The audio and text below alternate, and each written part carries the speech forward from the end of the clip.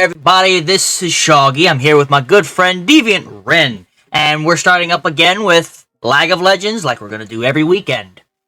Today we're gonna be talking about balance. The broken, the stupid, and the fair, which is basically true balance. And we're gonna talk about League, gonna go into D&D, and any other games we can think of along the way. And of course Dota is going to be splashed in there a bit, but it's because of how League is compared to Dota, but that'll be different. And to start us off, I'll start it. League is not balanced whatsoever. And, I will say this. If we look at Dota, and we look at, League, because, of course, those two are more or less one from the other. Like, one came off from the other. One came off from an idea from the other. And was inspired by the other. League was inspired by Dota. And the only problem is that it doesn't show much proof anymore. And League is not balanced at all. Am I right, Rin? Yeah, it's just there's a lot of issues that have come and gone throughout the years, but overall, it's just something that continues to struggle to be perfectly fair most of the time. Yeah. I mean, I'll say this as well. Dota, they always try and balance every single champion. They always make a change to every champion. Whether it's small, whether it's big, whatever. They will show the changes for that champion. They usually at times, not all the time, but they at times update a champion within a month for Dota. Sometimes they take a longer time than that. Sometimes they don't frickin' update and,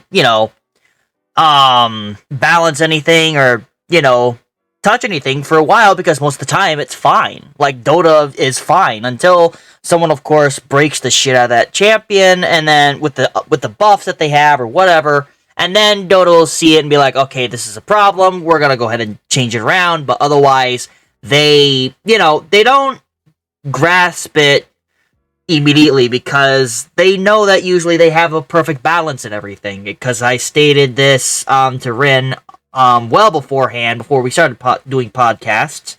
I stated that everything in Dota is a broken kit. Every champion in Dota is broken in a sense, but also the items are too. So, I'll state this: with it being all broken, everything's broken, every champion's broken in their own way, it's balanced. It becomes a balance in the end. And, Rin, what do you think by that standpoint? Yeah, it's the thing about League's champion design is that over the years it has gone from way back in the day where basically everyone's kit almost always did the same thing. Like you always had, Q skill shot, W buff, E dash, or stun, or some sort of status effect, and then ult was just a super buff to your champion. Now, as time went on, they of course diversified their champ design, thank God. Mm-hmm. But in the process, League has kind of given up the idea that every champion has a fair shot against every other champion. So, in doing so, you combine that with the fact that League is over 11 years old at this point, Mm-hmm. and you just get a state of the game where it just seems like every older champion in the game has a newer, better 2.0 version of it. Yeah. And because of that, it's like, why bother to play the older champions when newer, better ones exist? Well, we're on 12 years, though, not 11. 11 was season 11, of course. So every year that they've been out is, of course, every year. So the season 12 that has finally passed out, we're now in 12 years of League. Which means It's gotten bad. yeah, it's gotten real bad. like I've been playing. That basically means if I entered in like the last bit of season 3 before preseason of season 4, then that means I've been playing for about like 8 years. But besides that point, Dota will have always a good place in my heart because it has a balance in it. And they touch every single champion in the balance. Sometimes, and they take about a month at times to do an update, like I stated. And where League, it does it every 2 weeks. And then they have those ninja patches, which if you guys have not heard our podcast last time, I'll have a link down below for our first podcast that we talked about ninja patches. If this is your first one, welcome. Hit the subscribe and like if you want to. But otherwise, you know, you'll be able to find the discussion about ninja patches later. But anyways, the ninja patches, we counted like all different ninja patches and the actual like patches that they show up and advertise. They don't touch, of course, every single champion still, which is fine. They do update every 2 weeks. But the problem is that they don't touch every champion every year. Throughout the entire year. They don't touch every champion that needs it and that doesn't need it, so on and so forth. They don't touch certain champions since they were released, it feels like. Yeah, Ornn has only been touched, I think, like 3 or 4 times in his entire release. And that's it. Bard has been changed, I want to say at least 12 to 13 times, I think, in total. Aurelion Sol's been only tweaked, I want to say 5 times, maybe? Azir, though, dear lord, Azir went, yo, there's so many of them. Azir has gone through a lot of changes. Yeah. From so buggy that he was barely able to be used, to absolute god tier for like a year and a half, to very dead. Yes. It should be. Yeah. So, and then we have, of course, those are now balanced champions. Azir counts now more balanced now because he's been nerfed to the ground, and he's now fair and balanced. Rest in peace, Bird Overlord. May you never return. Yes, but he's now balanced though, is what I'm saying. In a sense, he was nerfed to the ground to where he's fair. He's balanced in a sense, if you know what I mean. He's not underwhelming, but he's in a balanced state. Am I right or am I wrong on that one? I mean, he can still carry, because I actually did have an Azir in one of my games, it was like 2 or 3 days ago. And I mean, he did carry, but it took quite a while to get to that point. Yeah. Azir's scaling could honestly use a buff at this point, because he just feels very, very sluggish and nowhere near as, like, he doesn't seem as tactical as he used to be. Yeah, and he doesn't seem as like worth it to master at this point, which is sad because like the point of maining Azir was supposed to be that once you mastered Azir, you could just dazzle everybody with super flashy plays and combos, and it was supposed to there was supposed to be a very high skill cap with Azir. Yeah, he still does. Because of the way his scaling is and how they destroyed his wall, at this point, Azir almost just feels like a minor inconvenience to go against. Yeah. But, again, like I stated, though, he's just still balanced out in a sense to where he's now a balanced champion, is what I say.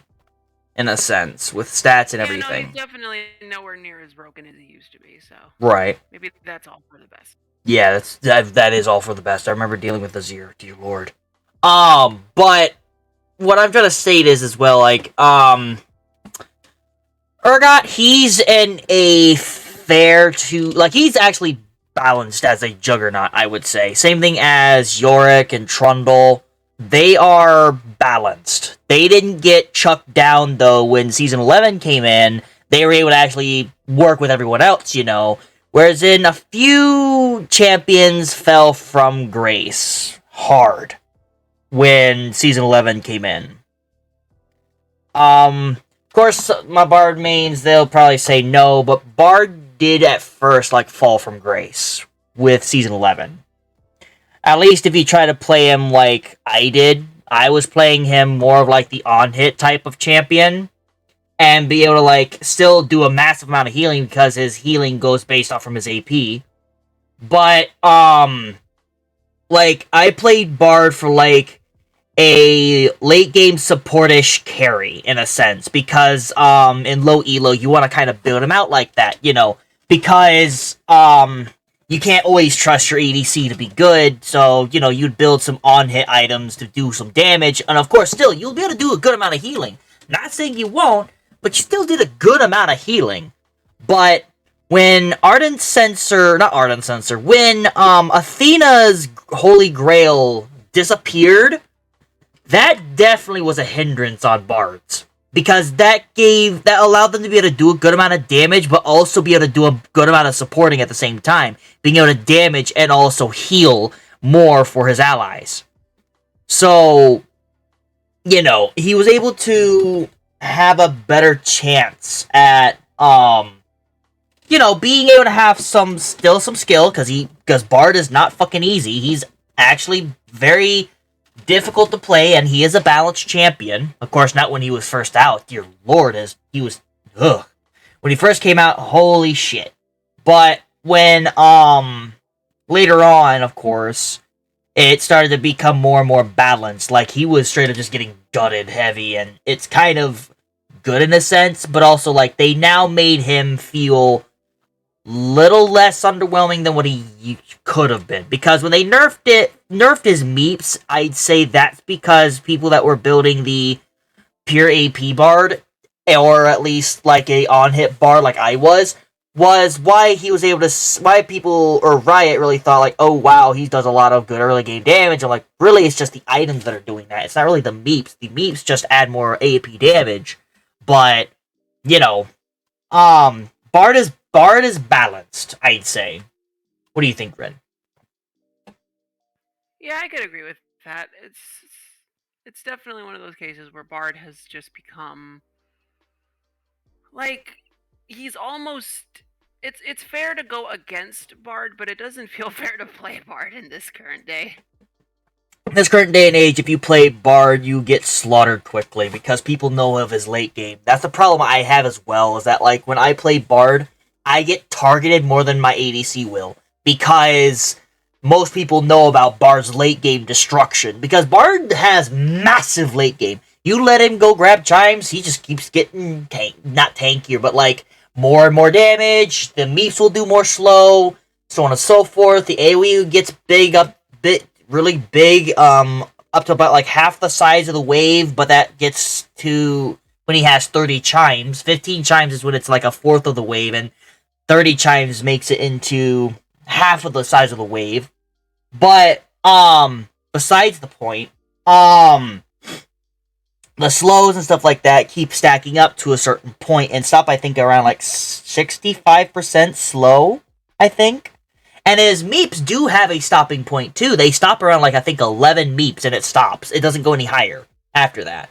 Like, I tested a game and I was playing Bard to see what the max cap of meeps are, and it is 11 meeps. You can't go higher than 11 meeps, because one game I did, it was a test game, I had at least 200 chimes. I literally stayed in there for like an hour or more. Or actually more than an hour, because that would make it up to the 200, but I tried to make sure I went for every single chime.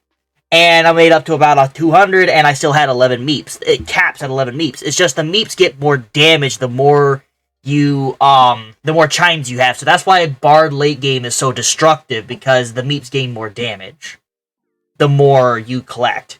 But but anyways, when you're trying to play Bard, you can very quickly feel like, oh, well, this is underwhelming because all the other champions do more damage than he does.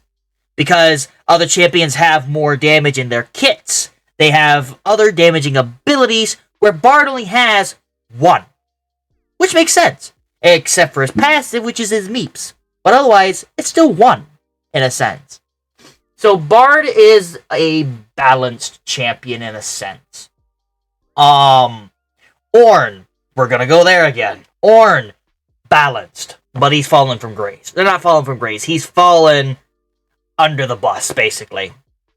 Like, out of a lot of champions, I'd say Ornn literally got kicked underneath the bus when Season 11 came out. What do you think on that one, Ren? Mm-hmm. He is a champion that at this point just sort of, I mean, he feels good to play still, He's fun to play. but there's just something lacking in everything you do. Like, unless you have someone who has a ton of CC in your game that can, like, really benefit from Ornn's brittle passive, it kind of almost feels like you're just playing a knockup machine. And some people would then just argue, well, then why not just play Cho'Gath? Yeah, but the thing is, Cho'Gath has more knockups than Ornn does, though. And, Ornn's knockup grows with his size. Whereas in Cho'Gath, I think it does too, but Cho'Gath can be away from the fight and be able to use a Q, where Ornn has to get into the fight to get a knockup. Right. And that's the difference, I say. Like, there's a good amount of champions I say that are fair, and they are actually pretty okay for the season when Season 11 came out. Right now, I'm looking at some champions that kind of fell hard that I definitely played, and I had noticed when the new season came in. I'm like, well, shit, this just fucked up a lot of champions that I play, that I know other people play, and, like, I've met a few Braum mains. We have fallen so damn hard. Our numbers have freaking dwindled for the Braums. Because Braum, he was pretty okay. He was fair and balanced in Season 10. Season 11, it's iffy. It straight up was iffy for him. For Braum. Because, the new items kind of was like, basically you had to rush a Frostfire to make him feel more useful for his Q to do more damage, in a sense. Like, you were building Overgrowth instead of Revitalize because none of the support items that were the tank support items were able to constantly give you enough to be able to work with your Q to do more damage as time went on, and for your health scaling that the support tank items used to give. They don't give as much for Braum, so you are basically rushing a pure tank build that is not using much of the tank support items. So, the new item they added in, which is I think the Ever Shroud or something like that, for the supports that are the CC types, it's pretty okay for Braum, but the problem is that you have to get the thing to stun, in a sense, for it to work for Braum. And Braum only has like 2 ways of CC, and that's his Q, which then can automatically place a stack for his passive, or his freaking ultimate, which, both are skill shots in a sense. And one's a knock-up, and the other one is just a slow if collided with. The only thing I say is good with Braum, and Braum's a balanced champion, I say.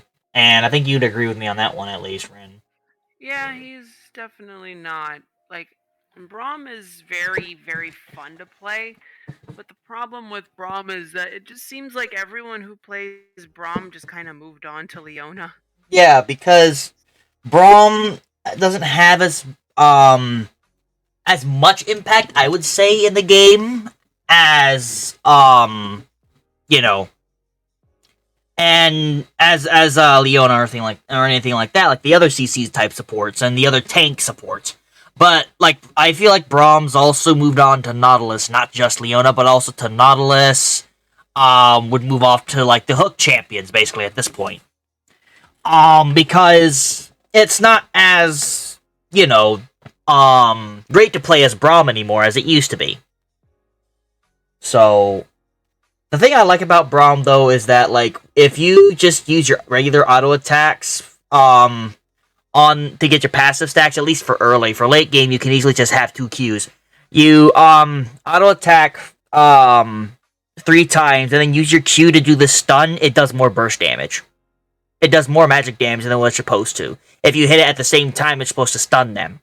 Because then they're also, I think, if I remember right, with Braum's passive, they are more weak to magic damage. But the problem is that Ornn's Q doesn't scale with magic damage at all. Or, yeah, magic items. It only scales with his health. So I was like, if they made it more for, like, AP as well, if they could scale it with AP for Brahms, then I can see him being, like, more scalable, like, Leona, or, a few other champions that are for the support area, like how Nautilus can have his W, which is his shield, scale up with his health and with his AP, whereas in Braum only can scale up his Q, which is his only damaging ability. With AP, you can't scale up the E, you can't scale up the W unless you're doing your resistances, which even then, the resistance percentage is so low. That's why I'm like, you have to build more tank to make his W more accessible, Because if I remember right, it's like a 5 or 10% difference, I think, for, like, the amount of, like, armor and resistance you give, like, magic resistance and all that. I think so, yeah.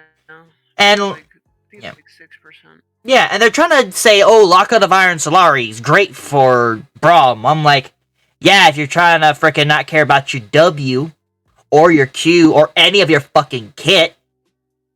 Sure, a shield. Wow, an extra bit of shield health. Wow. That's still shit for Braum. If you want Braum to survive. Yeah, that's what it is. And it gives give your ally shield too.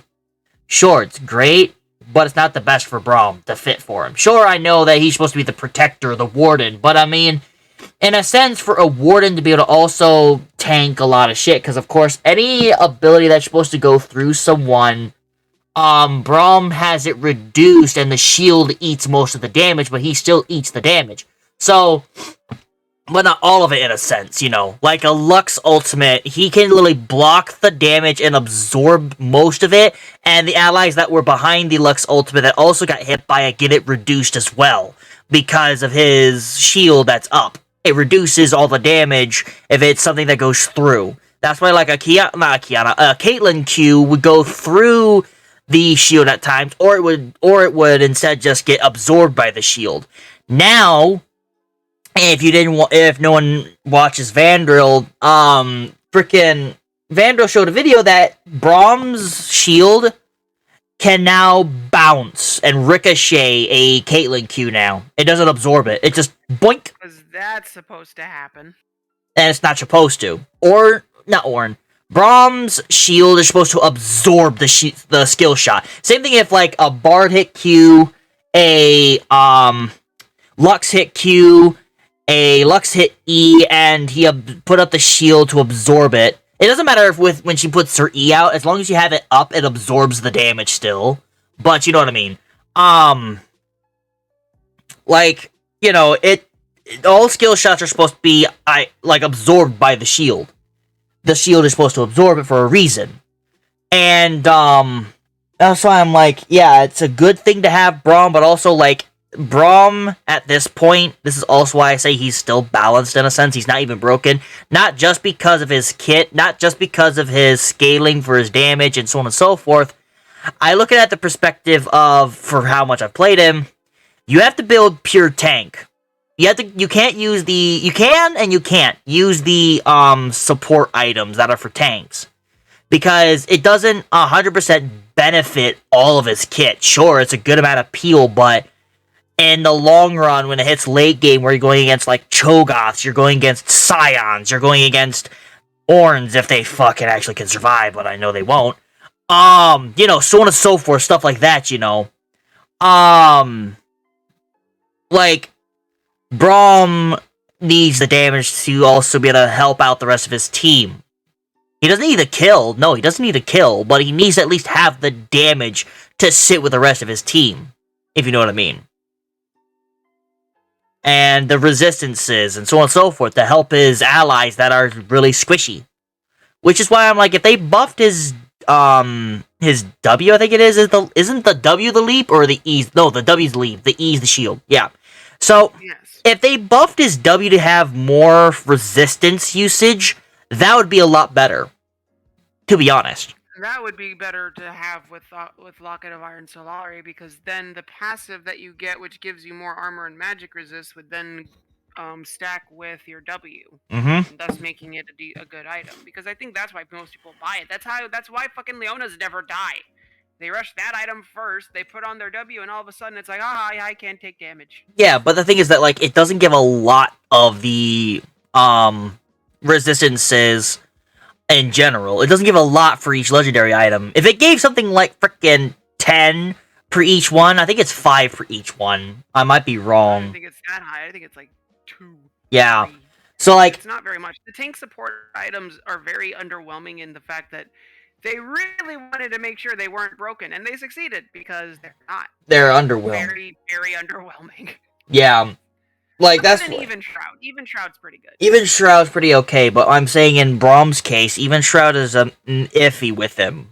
Because you have to get a stun or something like that off. The slow doesn't hit other enemies around. Right. Last I That's why knew. most people So just play. Yeah, that's why most people play either Nautilus or Leona, because their stuns and CC is guaranteed. yeah, to You hit don't the have other to enemies. stack it. Yeah, no. And like sure, Brahm's ultimate, but how long of a cooldown is that? Fucking 100 seconds? I think it's like 120 seconds. At level 1, but when it's max, it's like 100 seconds. That's without building cooldowns. Without building cooldown reduction. So that's what I'm saying. You should if you're well, you playing should. a tank anyway. Yeah, but you know what I mean though. Like in the long run, Braum is forced and Lily forced to build the tank items that go top lane, that top laners use. He's basically forced to use them so that he can actually have more impact in the game. The support items are so underwhelming. Very expensive. Yep. But since top lane items are so expensive and supports are forced to live off scraps, that's the other thing that's the issue with Braum, is that you don't typically get to the point where Braum actually stands a chance of surviving things. Right. So that's why I'm like, you know, it's very bad that like how they did it, because Braum is is also another one of the champions on the list that kind of got fucked when season 11 came in. And season 12, they're not fixing it. And that's, like, they try to put Ever Shroud in. I'm like, that doesn't fix the problem that Braum has to deal with constantly. Yeah, you didn't buff Braum. Since, like, they buffed him when season 11... They buffed him when season 11 came in to give him more resistances, but it still wasn't enough. Nah. It wasn't enough, and that was the problem. Might as well have not existed. Exactly. He has been so ignored for so long. Yep, same as Ornn. Same as, actually, yeah, Bard too. Bard got ignored at the end of Season 10. He hasn't been touched since actually, no. I think he did get touched in Season 11, but it was minute. It was by the healing, I think. Or I'm just thinking of at the end of Season 10, his W was touched. It gave less healing than it did. Because I remember they nerfed it twice. Like, they nerfed it twice. They buffed it once. They nerfed it, buffed it, then nerfed it harder than they buffed it, and nerfed it. They basically gutted Bard even harder than he was already gutted for his W giving heals. And that's where I was a little bit upset. I'm like, of course I play Bard, and of course that sounds like it's a biased standpoint. I'm stating this as someone who's played almost every single champion at this point, and has understood basically every single champion, you know. It literally just said, fuck you, Bard. You should not exist. But we're keeping you in because players use you, so that they don't leave the game. That's literally what I see it as. When they gutted Bard as hard as they did. I understand, pro play, but the problem is that frickin', I noticed the changes in the entire thing. When you go play him in even like low elo or anything like that. I feel it, other people feel it, and it's like it's because the pros are doing it, and I understand, and that means the low elos might do it. But the thing is, Bard, you don't see Bard pick that much late, like high elo. Last I remember, you don't see Bards be picked left and right type of shit. You don't see that happening much. Yeah, I just looked it up. The last time that Braum was even touched was early season 11 when they Yeah. reduced the cooldown of his E and increased the knockup duration of his ult. Oh, that's what they did. And Okay. they also reduced the cooldown of his ult a little earlier too. Like they actually gave him like 4 or 5 different changes in season 11, and then when you go to season 10, it's like twice, or Hmm. sorry, 3 times. And then season 9, he got a few changes, but most of these are hot fixes and bug fixes, and Yeah.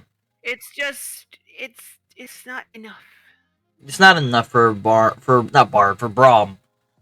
They were gonna say Bard. Yeah, like a Bard. Bard.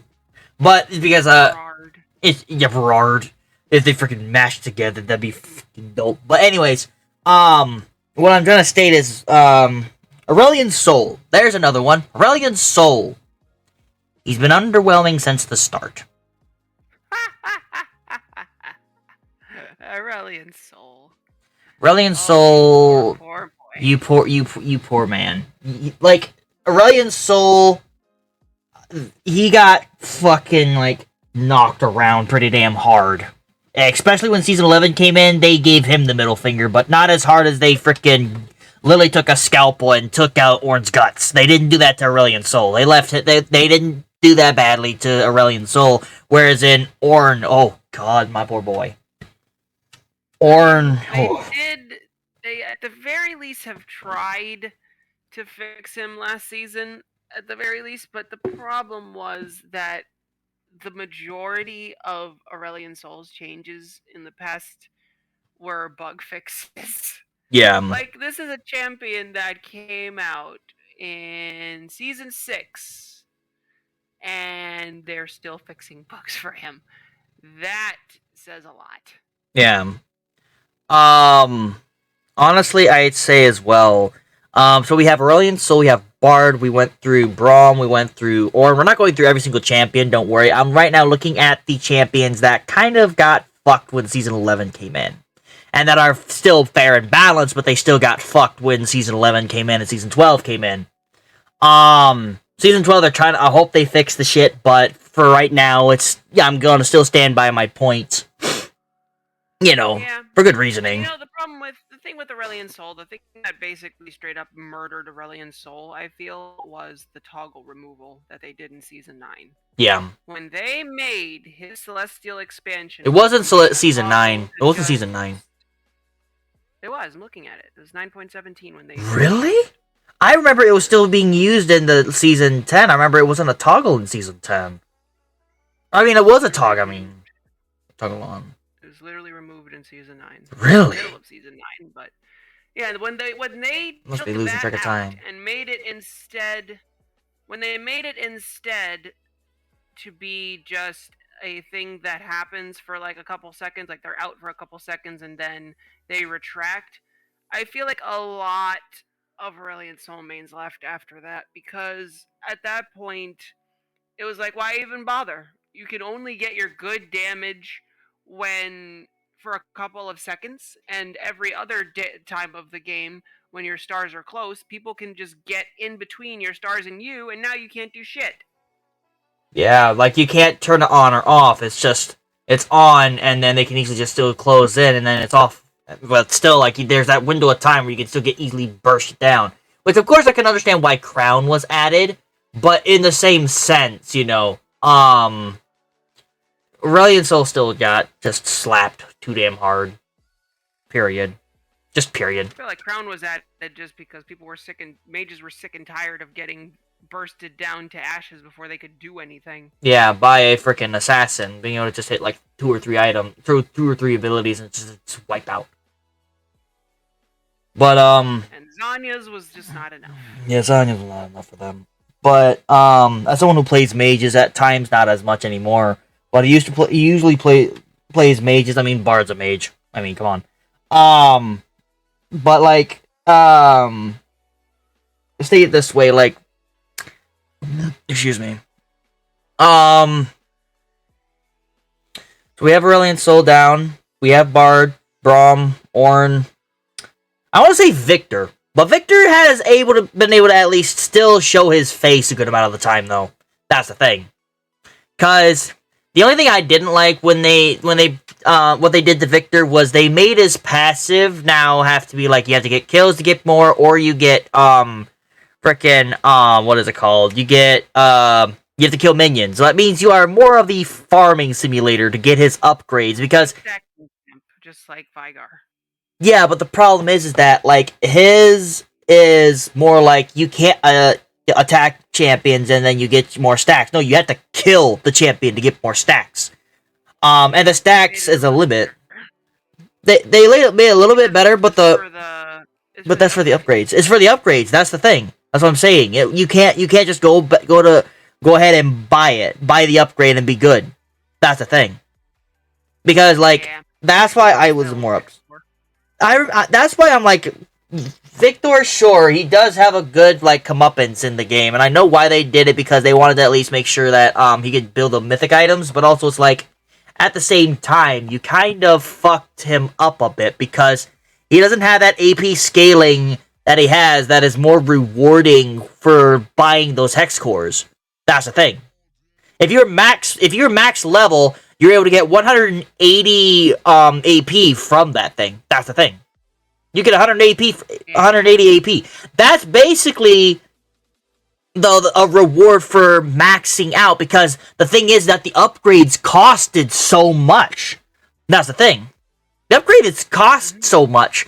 So it made it more like a rewarding feeling, but also, of course, you had to be max level to do that in order to get 180. I think the problem that most Victor mains felt was the same issue that junglers felt when they lost their jungler item. When we lost, what was it, Hunter's Knife and the blue knife, which I always forget its name. It was the Frostblade. Yeah, that. When we lost those items, a lot of people just felt confused, like, well, what do I build now? These mythics are way too expensive to be bought first item, so, like, what the hell? Yeah, because little by little over time, they made the, items that most junglers would go for first a little bit cheaper, which is good. But the problem is they seem to only do this for the AP assassins, which is fine, because that was a huge problem in the beginning of Season 11. It was like, where are the assassin items for APs? Because these we don't want. These two things we don't want to use, so where's our items? We gave the mid laners like 3 items, and you gave us 2? Yeah. But little by little, they have fixed that issue, but there is still the issue of the fact that for AD junglers, you basically have to build either crit or you have to build Eclipse, because the other 2 options are more expensive. Mm-hmm. Which is, I mean, it's fine, because, if you're an AD jungler, you're most likely an assassin, so you're going to be getting a lot of gold anyway if you pop off. Yeah. So, I mean, I guess in a way it's fine, but at the same time, it just feels a little imbalanced in the sense of it favors AP assassins. And even though I play AP assassins, that doesn't mean that we should be favored. Yeah, no. No assassin. I say this. If you want to keep giving Evelyn buffs, Riot, feel free. I'm fine with that. But the thing is that, like, I state this, assassins get the most out of every season, except for, of course, season frickin' 4. But every season, I'd state assassins always have a comeuppance, and especially with the Rengar buffs, I'm like, yeah, assassins are either gonna fall from grace or they're gonna become the newest fucking meta again. That'll be the second meta that they're the most destructive. Because season 11, they were the best. Yeah. That's how they've always been. They've always either been garbage or too strong. They've never, ever made assassins like, I felt like I did everything I could. And if I died, I feel like it's because the player outskilled me. Every time I fight like a Rengar, it's like, oh, I shouldn't have been near this bush. Yep. Or anytime I fight a Kha'Zix, it's like, oh, I guess I should have been having a scanner lens on as an ADC. Whoops. Well, I guess I am a dipshit. Right. But, like, in the assassin's perspective, they just think, yeah, I'm the best, I deserve to have everything, and I can say fuck you to everyone because I can easily carry the game because I do the most AD damage. Or I do the most damage. Whereas in the tanks, we're supposed to say, no, assassins, sit down. But when they allowed the assassins to use freaking Lord Dominic's regards, which now does more damage to people who are tankier, which is why I was like, this should have not been put in for that. Because that just basically says, fuck you, tanks. That's one of the tank items that's like, be an ADC item. It should only be for ranged champions. Yes, but also the problem is that I also sit down with is the more health. Because it never did that last time when before season 11, Lord Dominic's didn't do more more damage to someone who has more health than you. And you get more. The reason why they did that was because, again, it was supposed to be an ADC item, and if you remember, ADC. You remember what? Because you cut out. Oh, sorry. I was saying the reason why they did that is because it's supposed to be an ADC item. ADCs have been shit since season 7. They're starting to come back to where they were before, thank goodness. But that was what Riot was basically hearing from everyone, was that there's no real reliable way for our damage to outscale tanks' health and resistances, because once they get to a certain point, we're basically just useless. And we're also useless in the early game because you nerfed all our goddamn items. So Riot went, all right, let's see, Kraken Slayer, there you go. And so now everyone can be Vayne, and Vayne can just be worse Vayne. And what else? Oh yeah, let's make Lord Dominic's regards just do bonus damage to people with more health than you, ADCs, because you're ADCs, so everyone has more health than you. And it was fine and dandy, but then, of course, the Kha'Zixes and the Rengars and the Talons were and the Zeds and the Zeds and the Yasuos and the Yones and all of the fucking assassins. You cannot say that Yone and Yasuo are bruisers. You can fuck off. Yeah, all of them realized, wait, I can build that too. Even though Serelda's Grudge was made for them to be able to do that. Because notice, Serelda's Grudge was specifically made for those who are not ADC. Yeah. Because they don't care. Give the whole bonus damage for more health than you. More health than you. Only Lord Dominic's does, because that was supposed to be for ADCs. Yeah. So again, this is why I state, just make Lord Dominic's regards only for ranged champions. Just like you did with Runons. And force people to use fucking Serelda's Grudge. Yeah, the assassins will bitch and whine for a little bit, but they'll get over it. Yep, because the thing is that, like, Serelda's Grudge was made for them. Made for the Juggernauts and made for the Assassins. Made for the Bruisers and made for the Assassins and the Juggernauts, yeah. So, it was made for, like, people who are, like, Urgot, Zed, Yorick, Trundle, Set, so on and so forth. It was made for them. But because Lord Dominic's is available to all, same thing as Mortal Reminder is available to all, that's why I sit down and be like, no. And I know why they also did that is because of Tryndamere. Why it's still melee available is because of Tryndamere. Right, but again, that's why.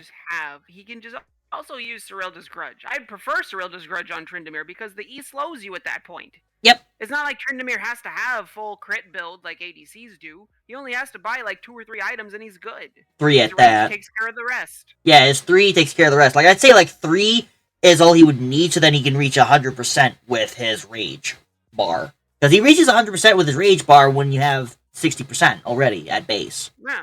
So he doesn't need a full crit. He's basically like Yasuo, except I respect Tryndamere's more, even though Tryndamere's very much. Yes, we can respect Tryndamere's more because he actually needs to build up his crit bar as well.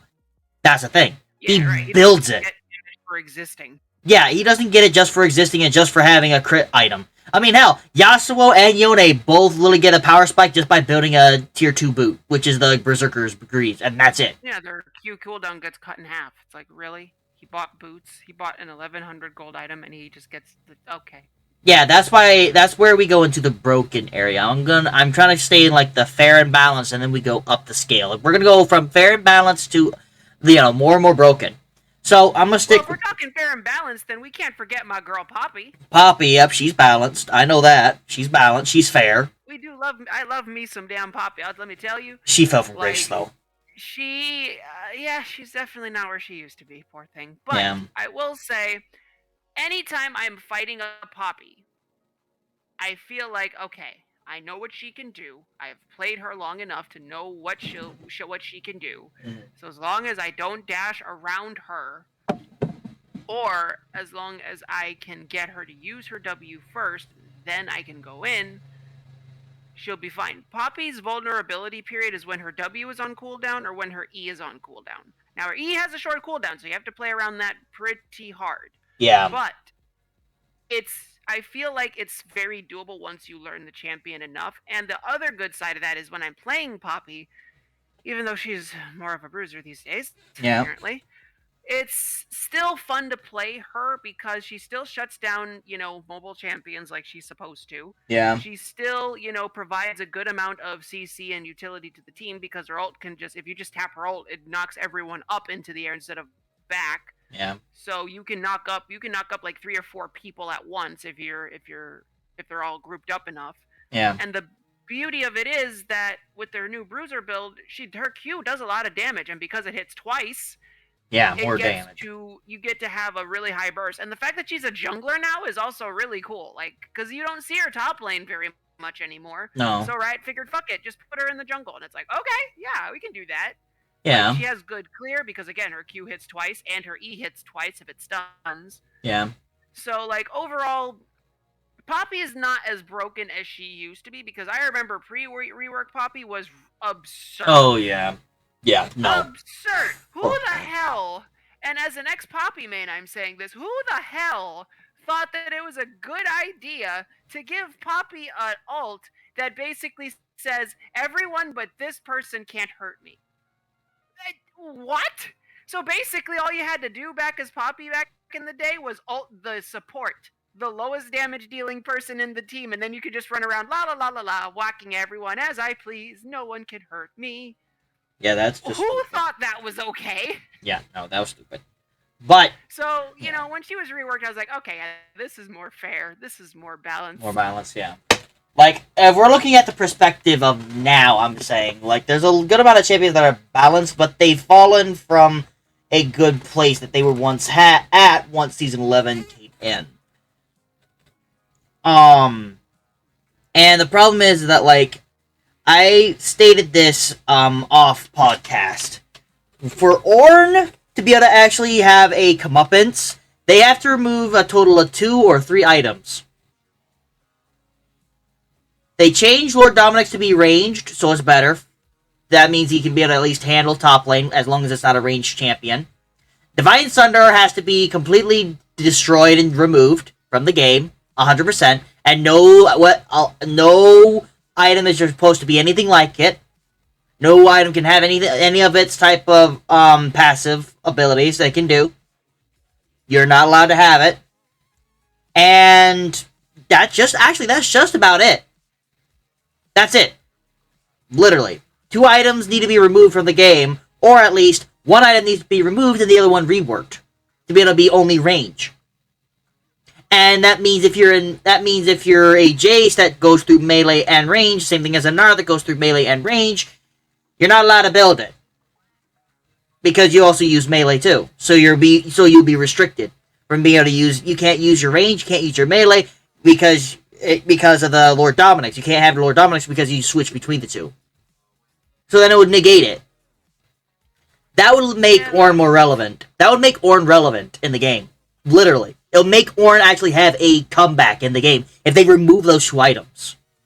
I'm telling you, man, they're going to do something with Ornn. There's a reason why they put him in the beginning trailer. There has to be. They're doing something with him. I don't know what it is yet, but they're going to do something. Honestly, though, if you paid attention, I don't think you noticed it, but I noticed that the sword he was making literally looks like Sword of the Occult. Oh, God, no. Mm-hmm. It looks like, yeah. It literally, to me at least, maybe some people didn't see it, but I noticed. I'm like, wait a minute. And I looked at the Sword of the Occult icon. I'm like, don't tell me he's making Sword of the Occult. No. Like, oh god. What? If we're gonna bring back Sword of the Occult, bring back Leviathan. Guys, I understand, but then if that's the case, then we want Leviathan back. We want one of those items for ADCs that gives crit. Yep, just make it for everybody. Make it for everybody. If Sword of the Occult gets to exist, because we already have Magi's. Magi's Soul Stealer didn't get taken out. No, it never left in the game. Yep. So if we have that, that was the one thing that bothered me about Sword of the Occult being deleted. It's like, wait a minute, you deleted that, but the mages still get their item, and the tanks don't get their item? Like, I understand that it negated true damage, and back then that made them way too survivable. Hell, it almost made another tank meta, but Nowadays, I feel like it would be fine to have these items again. Hell, they took Banner of Command and made it an item again, except not Hullbreaker. horrible like it was before. Yeah. Like Hell, they honestly, made the. it seems like hell they brought back Force of Nature, not as broken as it was before, but They again, brought like back it seems they take back all the older items, or a lot of the older items, and and they just revamp them to be a little rebalance better. them. Yeah, and the thing is that like the item that I stated, I can't remember its name, but that's what we have Thimblewinter as now. That used to exist back then, and it gave a lot more fucking health because it also would give health and resistance, if I remember right. It gave resistances as well, with depending on how much mana you had. And then that was broken, but then Thimblewinter comes out, and it's like it's more balanced. But there was a tier item for tanks. Yeah, there was a tier item for tanks as well. And if you maxed out tier, you were able to get. I think that's why they removed that item because Leviathan made it worse. Because if I remember right, it actually didn't. If I remember right, actually, is that when you stack the tier, it was able to get more resistance to all damage, as same thing as Leviathan did. Whereas in Thimblewinter doesn't do that. Another pink meta like the first one. That's why they were both removed. That was during the. That was I realized they were getting too close to the old tank meta again. Actually, I think that was removed actually after tank meta left. That item was around during the tank meta, but then it left after tank meta because Leviathan was there. Remember right? Maybe if I remember right. If I remember correctly, the old tank meta, all you needed was Atma's Impaler, Force of Nature, and Warmogs. Once you had those three things, yeah. As long as you were a non PTSD flashbacks. Yeah. But there was that item. I can't remember its name. My brain, I know what its stats did, and I remember its stats, but I don't remember its name. I see the freaking thing, but I don't, at the same time.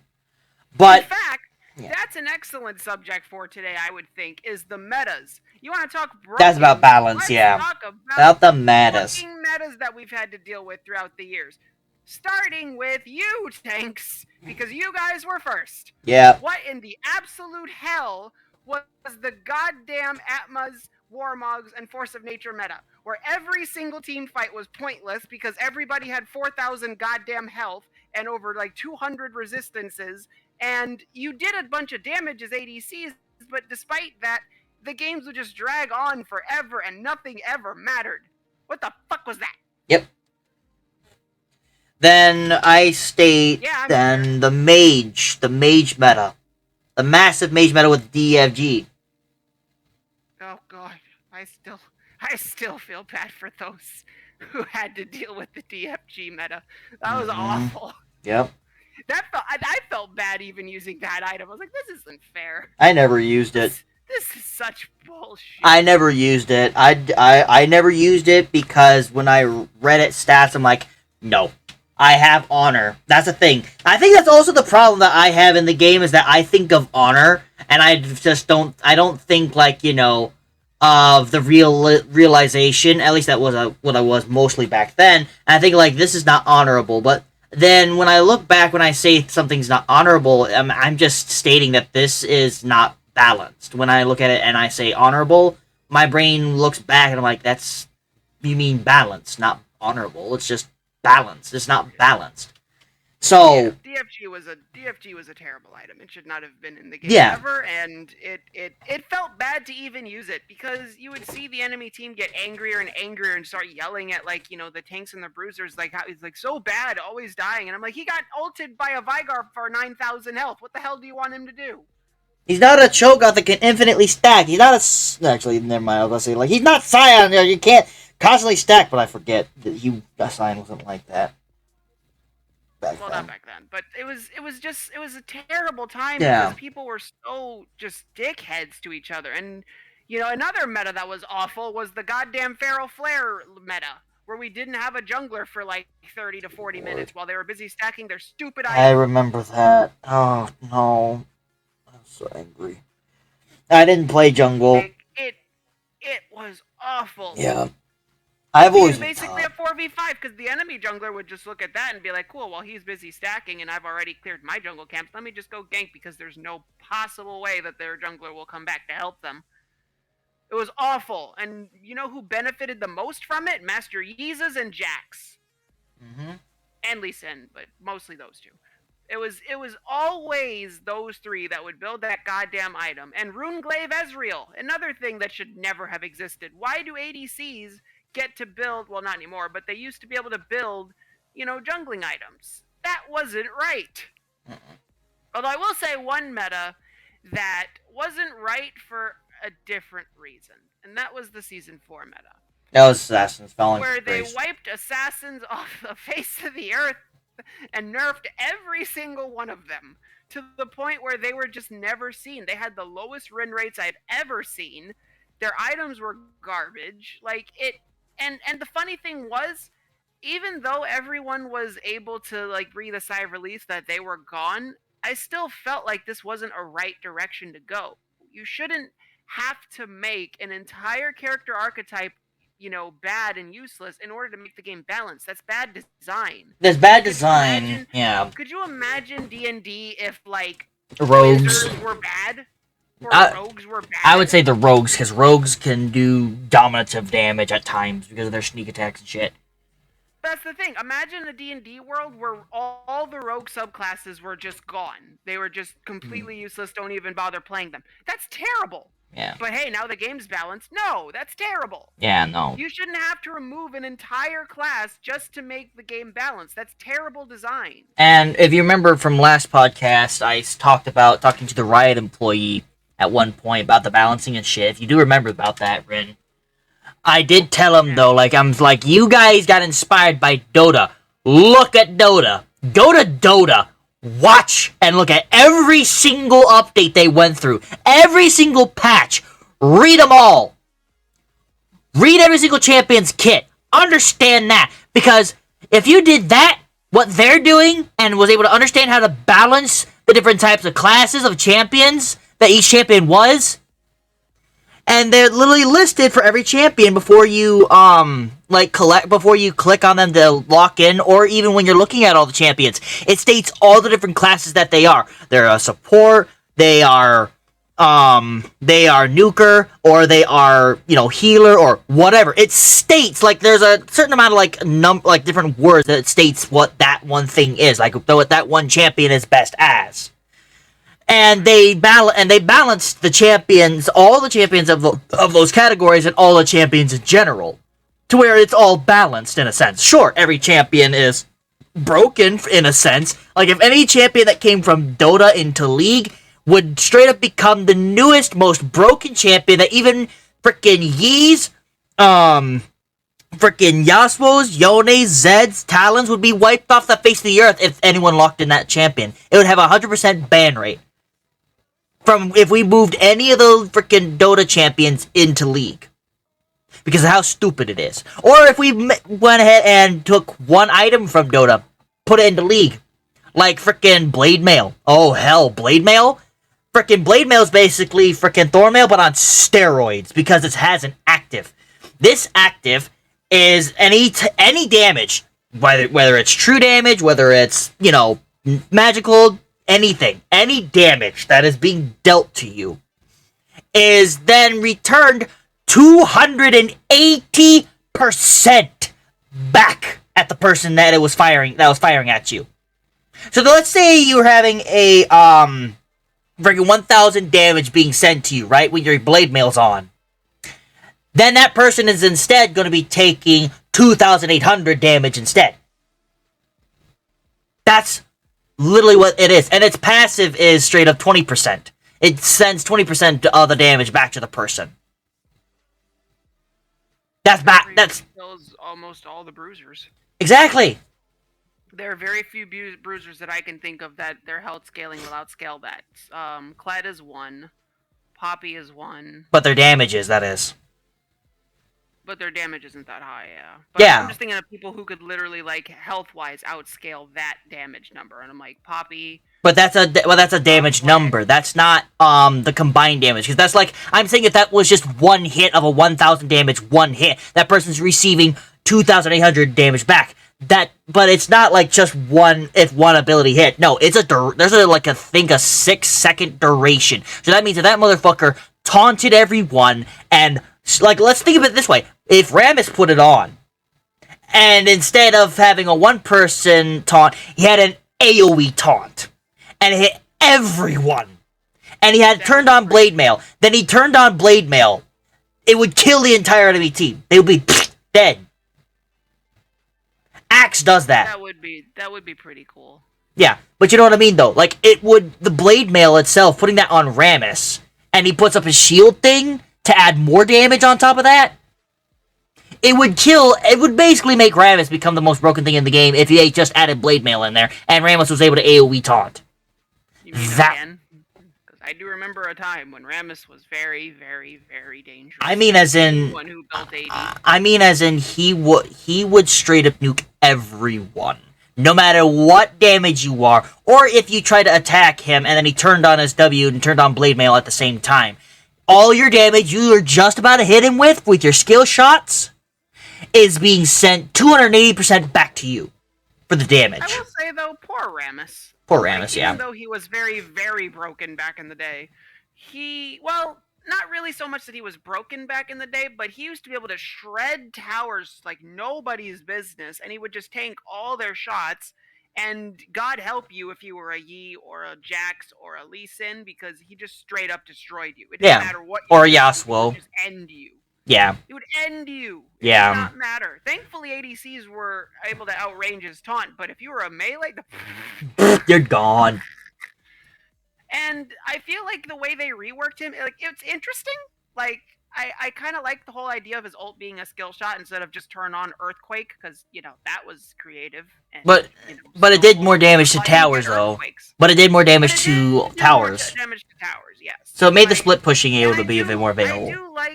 I do like how wherever he lands, that's where the Earthquake starts, so it's basically a skill shot. But it doesn't do damage to turrets, though. It creates more of a... something slow area.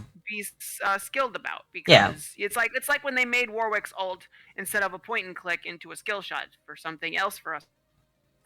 It made Rammus more of a higher skill cap, I think, which that part was nice, but I do miss the ability to do more damage to towers, because it would make sense if you're doing an earthquake that a structure should take more damage. Yeah. But other than that, there was a time in Season 11 when Rammus was, really high up there. Rammus, Hecarim, and,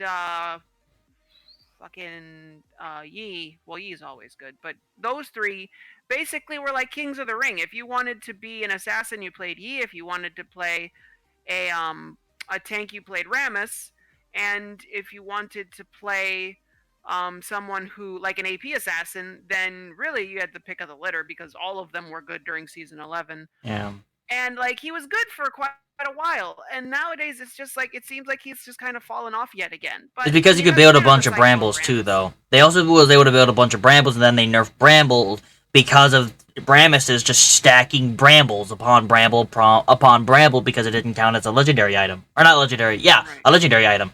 So you could build epic items multiple times, but you couldn't build legendary items. Yep. Times. So you couldn't have 6 thorn mails, but you could have a thorn mail and 5 brambles. Yep, and that was just nuking everyone. I state this, but Rammus is balanced though. It's just he used to do a lot of damage. Is all I would state is the difference. Is that he'll be able to do a lot of damage because he's using your damage you're doing to him instead back at you, which is pretty interesting.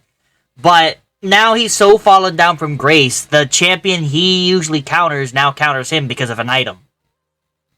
That's the problem. Yeah, or 2 items, actually. 2 items. That, it was in I think it was in his Tryndamere video. He was playing Tryndamere mid lane. Mm-hmm. And his jungler was yelling at him to, help him fight him. And Scooch was like, hit the Rammus? You want me to hit the Rammus as Tryndamere? And I'm like, yeah. You didn't think that one through, did you, buddy? No. One does not hit Rammus. But the thing is that, 2 items straight up just says, fuck you, Rammus, no matter if his freaking taunt is on you, no matter if he puts his W up, nothing. Lord Doms and Kraken. It says, fuck you, Rammus, is all it is. Well, this video, I think, came out before the item rework. True. But this was during the time where it was like, hit Rammus, you say. Yeah, there's a good idea. Yeah, no. But I'm saying with Season 11 coming out, Rammus fell so damn hard. Because, sure, he was doing pretty okay, but the champion he always countered, which was Yi, no longer can counter him. He can no longer counter Yi. Because all Yi needs to do is build Kraken, then build frickin' Lord Doms, or just build Kraken in general, and then bye-bye Rammus. Literally, all Yi has to do is build fucking Kraken, and then bye-bye Rammus. They also buffed Yi's damage. Bye-bye Rammus. That's my problem as well. I'm like, I played Rammus a lot in jungle. I enjoyed playing Rammus in jungle, because I'd always play Rammus against a Yi, because Yis were banning Warwick, and then I'm like, I know that's a Yi, because every time anyone banned Warwick, that's a Yi, and I'm like, I'll take Rammus then. That's the thing. And you know what's ironic? Like, despite the fact that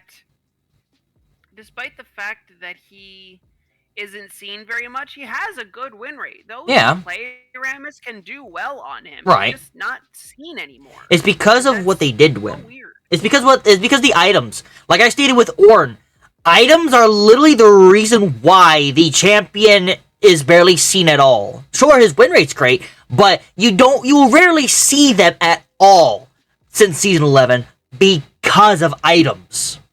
The two items literally says fuck you to that champion. Or one item can say fuck you.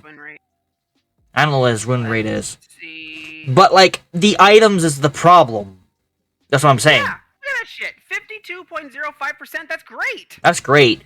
But that's better than most tank junglers. But you know what I mean, though. If items say fuck you to Rammus, that means people who are playing Rammus, one either is frickin' one trick and be able to handle with the items, or knows how to frickin' deal with it because they're more team-oriented at that point, because the items that are built would just say fuck you.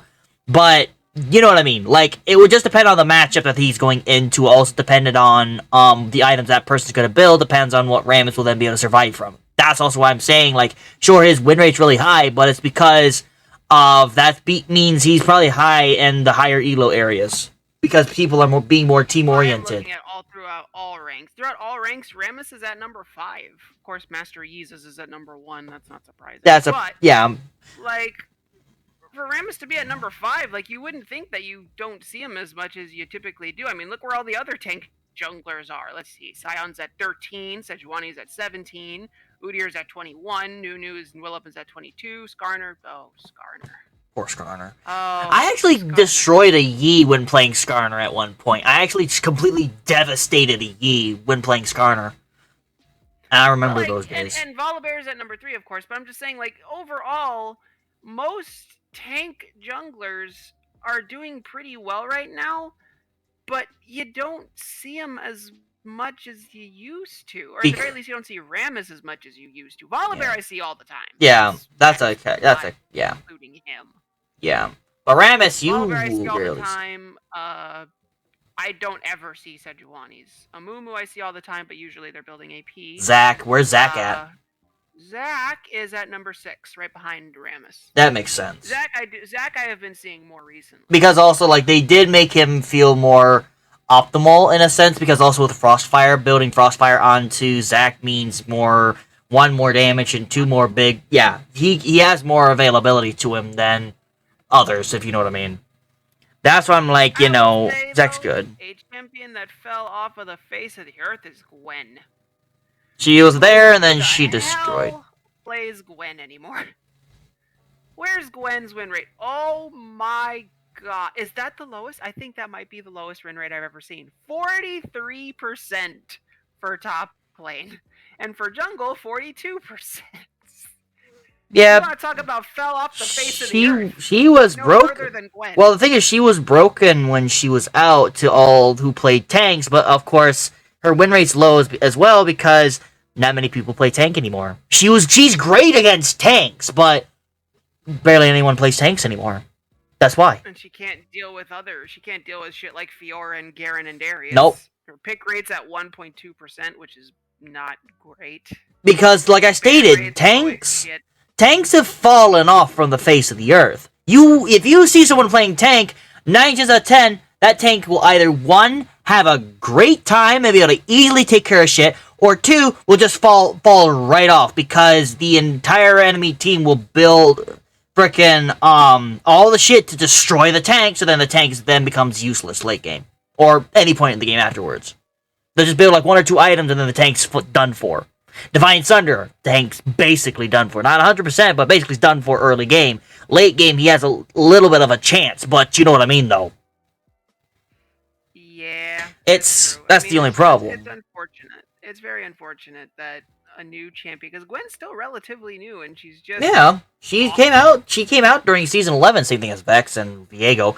But what I'll say is this: is that like tanks don't you won't see as many people building tank that can easily survive shit as much, at least for early. The lowest win rates do not even surprise me.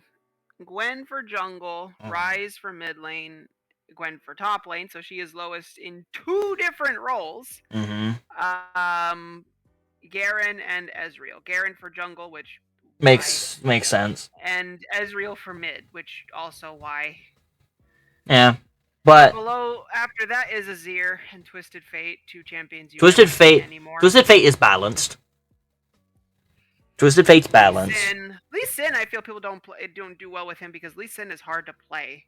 Well, Lee Sin is hard to play well. But to play him, period. Up Lee Sin, but mastering is different. Skills are very, does what it says. But to play Lee, like, there's a difference when you watch like masters and grandmasters play Lee Sin versus like golds and silvers. The difference is staggering. It's almost like they're playing 2 different champions with how they handle that one. Yeah. Lee Sin is one of the highest skill cap champions in the game. Anyone can play him, but to master him takes a lot of time and practice. Yeah, whereas I still to this day struggle to do the goddamn insect, and I've only done it like I think twice. The insect? Yeah, where you ward hop and then kick, or you Q someone, dash to them, then you, right as you're dashing to them, you put a ward behind that champion, so then you ward hop to that ward, and then you ult that person into your enemy team. If only I could do that all in like a second and a half. Yeah. I've only done it like twice. And both times, I'm pretty sure I was just like, holy shit, how did I do that? I play Lee Sin. It's so hard to do. I only play Lee Sin if I get him in ARAM, otherwise I don't play him, because when I did play him, because my coach forced me to play him, I stopped playing him immediately, and I told my coach to fuck off when telling me to play Lee Sin. I'm like, no, I'm not. Not because, he was hard to play, no. I was straight up dominating games with Lee Sin, easily. I was literally doing so much bullshit with Lee Sin. He's really fun to play if you master him. But I felt disgusted playing him. I was literally almost got a pentakill 3 times in a row in a game. Playing Lee Sin. I was like, I hate this. I feel disgusted. Because he's broken. Man. He is broken, and his kit for the damage and everything. It's just the skill is the only difference. But he's broken for damage, and that's why I'm like, he sits in the broken tier. He just seems balanced because of his win rate. He's not. No, he's not. He's broken.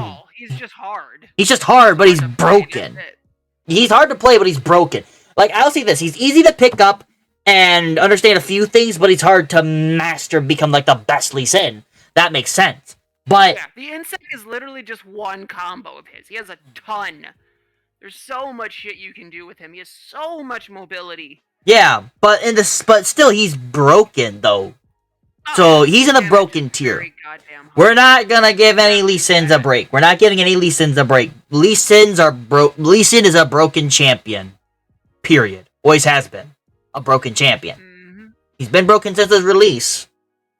So a champion who's balanced is Gragas. Gragas is so fucking balanced.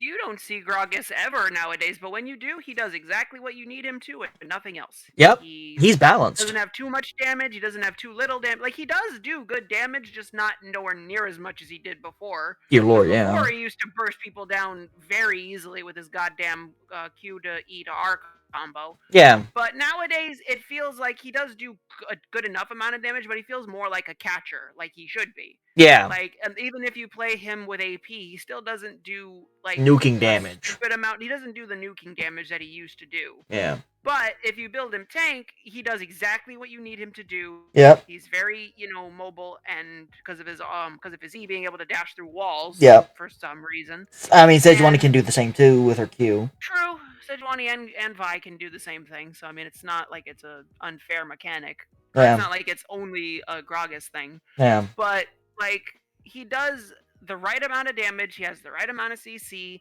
He has the right amount of sustain and durability because of his Drunken Rage W. Mhm. The only thing I would ask for a little bit more of would be for his passive healing. His passive healing feels a tad on the low side. It is, but if you build a Spirit Visage, though, it actually skyrockets. Trust me. I built him pure tank one game, and I was straight up healing like a sixth of my health when I just grabbed a Spirit Visage. Like, I grabbed only like 2 items. I had my Frostfire. You played with me enough in ARAM. You always see that I usually either take Frostfire or go Sunfire, but I then go into a Spirit Visage not long after, or I go into a Warmogs. Well, with Gragas, I go with the straight Spirit Visage because of his passive. Just having a Frostfire. Fix his model, because Jesus Christ. Well, his Arctic Ops looks pretty fine. Yeah, his Arctic Ops looks good. Does look good. But that's what I like about it. Most of his skins and his base model just look like a microwaved potato. Yeah, but yeah, which I think they are going to be touching his not VGU, his AGU or something like that, or AV. I don't know how to fucking pronounce it, but yeah, I was thinking it was AGU. But, anyways, they planned on touching him up, if I remember right, this season, since they didn't do it last season. I think. I might be wrong. So. But also... Yeah. But also, like, Gragas is balanced, period. Oh, yeah. Gragas is on the tier of balanced. I would never put him in the broken tier. Now, or stupid. Release, if we're talking like release Gragas, yeah, round, different. Very broken. I'm saying like I'm saying for like now. I'm saying like the now where we're at now. What's the balance? What's the fair? Keep in mind, Gragas was around when Deathfire Grass was around. So that was yeah. That's probably also why he was doing a lot more fucking nuking damage. But in a way, like I say that Riot touched him up perfectly in this season. Sure, you don't see him as much, but it's because a lot of people like playing the broken and stupid and easy as fuck to play compared to the actual, like, fair and balanced champions, I would say. I can't say high skill. Because, of course, like we stated, Lee Sin is a higher skill champion, but he's broken. That's a difference. But, like... Yeah. You know who else I would put in the balance in a good tier of balance is Orianna. Orianna, yeah, she's see fine. Oriannas anymore. I do. But when you do, they typically do a great job. Yeah, they have good amounts of damage. It's not like they're weak or anything. Yeah, but they just don't get seen anymore. It's because she also takes a good amount of. 7%. It's because she is a good amount of skill to her. That's why as well. But I sit down. I also state this for like Orianna. The reason why people don't play like balanced champions, and I stated this before, not in a podcast, but I stated this before in a lot of discussions I've had when talking about League and everything. The reason why people don't play the fair and balanced champions is because most of the, if not all of the fair and balanced champions are higher skill. Whereas in all the easy as fuck to play and the extremely broken champions are played more because, well, hey, I want to be able to have an easy time destroying plebs or destroying people, period. I want to have an easier time doing stuff. I don't want to work for my shit. I don't want to work for being able to be powerful. I want to just have it here and now and be done. Right. I mean, look at the people who are at the bottom of just mid lane alone. Look at the people who are at the bottom of the win right here. Rise, Azir, Twisted Fate, Corki, LeBlanc, Vex, Kiana, Orianna, Karma. Even though Vex is broken. Zoe, I mean, not Vex, frickin'... All of them are at the bottom. Well, the thing is that, like, LeBlanc is broken. I say that. LeBlanc is broken. She does take skill, but she's broken. She is a mage assassin. She does the most damage of AP in the game. She does more than what Zoe could wish she could be able to do. So much burst. Yep. Kiana is one of those champions that I feel Riot did a great job in designing, but her win rate does not show that. Her And win that's rate doesn't, unfortunate. but Her win also the rate's at damages. 47%. But also And the that's damage. weird because when you play Kiana and Yeah. like execute her well, she does a great amount of damage. I mean, she's an assassin, she should. Yeah. But she does a great amount of damage. Her team fight potential is practically limitless because her ult does something different no matter where you are on the map. And, yeah, she has a lot of mobility, but at the same time, you have to plan her mobility quite well. The only thing that's easy to do about Kiana is her Q. Because if you have an element on your Q and you E someone and then immediately press Q, it auto targets that person. So that part of the challenge gets taken out. But here's the thing. Your Q is on a high or your E is on a higher cooldown than your Q. So you can, E someone and, Sparta kick them and then immediately queue afterward. But now you have to go get an element and then do it again. And this time you have to throw it. Right. Because your E will still be on cooldown. And then, of course, you can, depending on your ult, then finish it off with that. But Kiana takes skill to play. Like, honestly, I would say she probably takes the skill to play of the assassins. Well, the AD assassins. AD assassins, yeah. And because of that, I honestly find her very fun to play. Like, even nowadays, I still, whenever I go mid lane and for some reason decide to play an assassin, I'm not playing Talon. I'm not playing Zed. I'm not playing Master Yeezus. No, I'm going to usually just pick up Kiana. Right. Because it's fun. Even if I get my ass whooped, it's still kind of fun. Yeah. And the thing is that, like, some people say it differently, but Kassadin was supposed to be a, AP assassin. He is, but he takes a longer time. That's why I say he's more balanced than, frickin' someone like LeBlanc, because he takes so long to get to where he does a bitch ton of damage. He actually, like, you see more of the damage coming up late game, where he's 16, of course, because that's his power spike, but early on, he doesn't feel as, like, destroying, if you know what I mean. He's not broken. He doesn't do massive amounts of damage. Yeah, I mean, his ult is weak as hell at level 1, even when it's fully stacked. It doesn't really feel like it does a lot of damage. But also, you gain more damage. Off of your mana, and you don't have a lot of mana in the beginning. Well, also, it scales off from your AP, because also, here's the thing, is on top of that, the more stacks you have, the more AP damage your abilities will do, as long as it's within the time zone of, like, you doing an ultimate. Like, you using your teleport, you have a certain amount of time, of course, before it resets. So during that time it's supposed to before it resets, your abilities do more damage. That's the difference in it. But of course, it costs you a hell ton of mana. So, in the end, I look at it this way, like, sure, Kassadin is a nuking type of champion, but he is a balanced one at that. He's balanced. Also, he's more fun to play than Ryze, I'm just gonna say it. True. Sure, Ryze literally has two freaking point and click abilities. And then, like, one or two skill shots. But what I state that Ryze is pretty broken, in a sense. Because you can build AP to get more mana, and you can build more mana to get more AP, and that's his passive. It gets more from AP or from mana.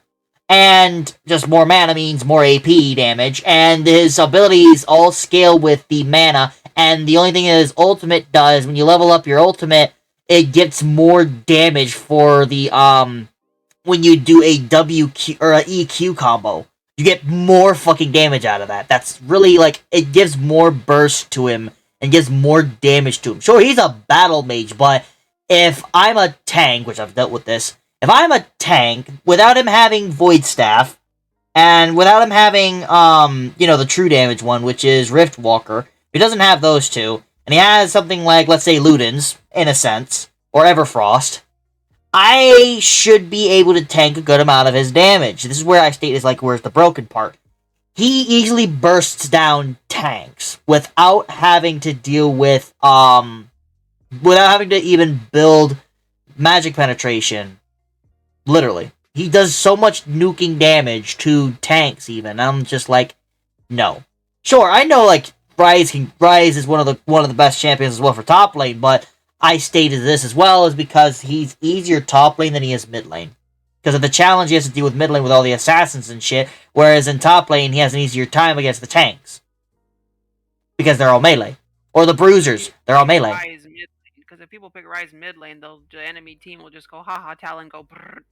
Exactly, all the early game shit. Or Cassiopeia. Cassiopeia's one of the most evil champions in the game. But she is balanced. Also one of the highest scaling ones. Yes. Like, Cassiopeia is very weak in the early. Yeah, no, Zed is actually her. Zed and Talon are her actual counters, like her actual counters. Zed and Talon, because Zed and Talon have more mobility than she does. She can't build boots. Can burst her down. She can't build boots, and she can't get away. Not at first. She gets eventually faster than the other champions just because of her passive, but in the meantime, again, she just scales. She is the type of champion where that's why Cassiopeia mains are typically very chill in chat, because they know that they're playing one of the highest scaling mid laners. Not the ones I've dealt with. So even if they get beat up, they'll just be like, "It's okay, guys. Just get me to mid lane or get me to late game, and we'll get there." Yeah, they know the second we get to late game, we win. Yeah, which Ryze, Kassadin, Cassiopeia, and a few others are like that. Like Ornn actually is one of those. Used to be at least. Used to be one of those type of champions, like, wait till late game, we win. Just let me scale. Ornn has a high late game scale, then I'd say, I'm not counting Cho'Gath and Sion when I state this. Ornn has the highest late game scale out of all the tanks. That's why I say he's like the king of the tanks if I don't include Cho'Gath or Sion. He is the king of the tanks. Few can withstand the choo-choo. Yeah. And Ornn actually... He knows how much I love Sion. Yeah. And the thing is that Ornn can take care of a Sion late game even if the Sion's taking AD, as long as the Sion doesn't take a fucking Divine Sunderer or Lord Dominik's Regards, Ornn can still at least handle a Sion. Can't 100% win it, but he can handle it late game. Whereas in early game, Sion wins because Sion has more damage. But I state this in a sense. If you think about it this way, okay? Just think about it this way. In the long run, if you don't count Sion or Cho'Gath, because Cho'Gath also scales with more damage the more he uses his ultimate, and his ultimate gets more damage if he scales with his health and his AP. So, it goes up from two things. Right. Ornn, is the only champion, or at least for the tanks, that has the strongest, resistance and resilience. Out of all the other tanks, other than, of course, like I stated, Sion and Cho'Gath, I'm not putting them in this list of the tanks, because I count them more of, the juggernauts, in a sense. Because they both can build, Sion can build AD, go pure AD, and he can still have a massive amount of health because he's just gotta kill minions and kill champions to get stacks, or kill camps to get more stacks. Sometimes Sion strat is straight up whenever you're underneath turret or something like that and you already cleared out the wave, you go ahead and take your ally jungler's Krugs, or if you're the top side of the map, you just go take their Gromp and then just go back. But that's if the jungler, of course, is willing to give the Gromp up. But if you're top side of the map, you can take the Krugs, because not a lot of junglers take Krugs early. So you can easily just go grab Krugs and then go back to lane easily, because as long as you're killing a minion, whether it's your Q, your own auto attacks, your E or whatever, as long as you're killing it, you're gaining more max health.